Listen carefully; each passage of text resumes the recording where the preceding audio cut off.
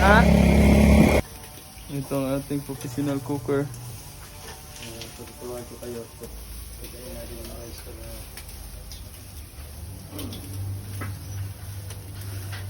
Ganito guys. Okay, lagay mo na sa lalagyan. Lalagay ko dito guys. So, meron siyang lalagyan dyan. Ay, so ngayon mga parikoy, mag-i-prawn muna tayo dahil mag-drill tayo ng Pre-cook. ating manok. Itong gagawin natin yung mga parikoy ay pre-cook lang natin. Yung hindi masyadong luto dahil para pag maraming order, madali na lang at lutuin mo na lang siya. So ngayon ay sisimulan na natin.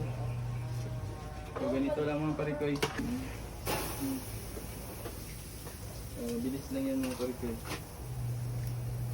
Yan. Yan.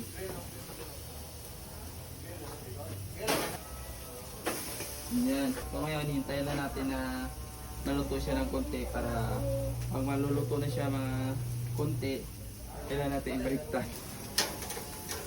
Na, nakikita nyo man kung naluto na siya,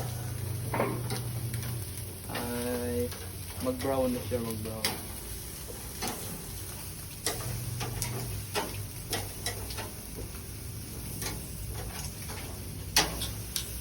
Yan.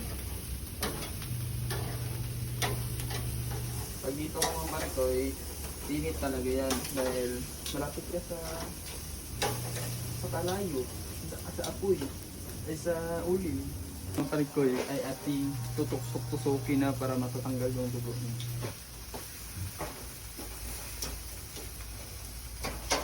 Ang init pala. Grabe. Yan lang yan. Tutukin nyo lang para yung katas ng manok ay bumaba. Uy! Ayun, tapos kids, umuwi ka na lang sa iyo. Ano sabi mo? Dapat best pass. Para dapat double pass talaga ang galawan mo dito para iwas mapagod. Kung mapapagod yan, umuwi ka na sa inyo. Dahil yung kindo mo, kulang pa dito sa ibabayad mo. Alam mo ba kung magkano to? Ito ay 129 barbecue chicken.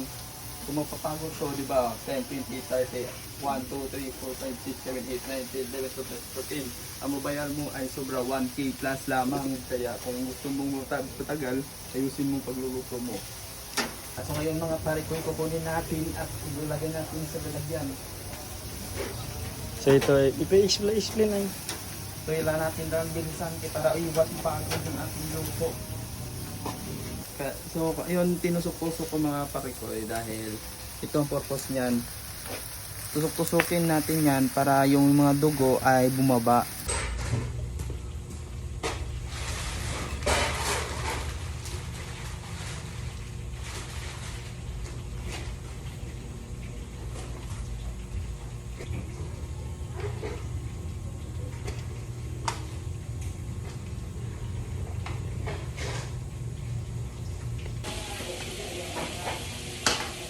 Oh.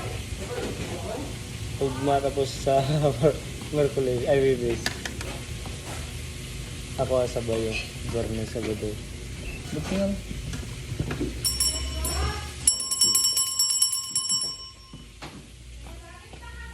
Gabi luya ninyo.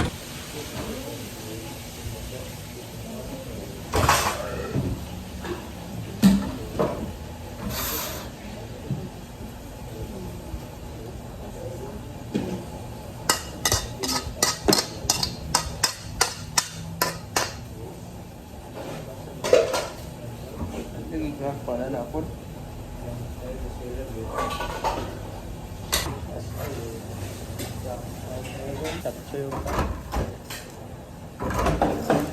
Tapso yung slide dito. Gusto sa. Ano mo na ta? Kaya ang kanina.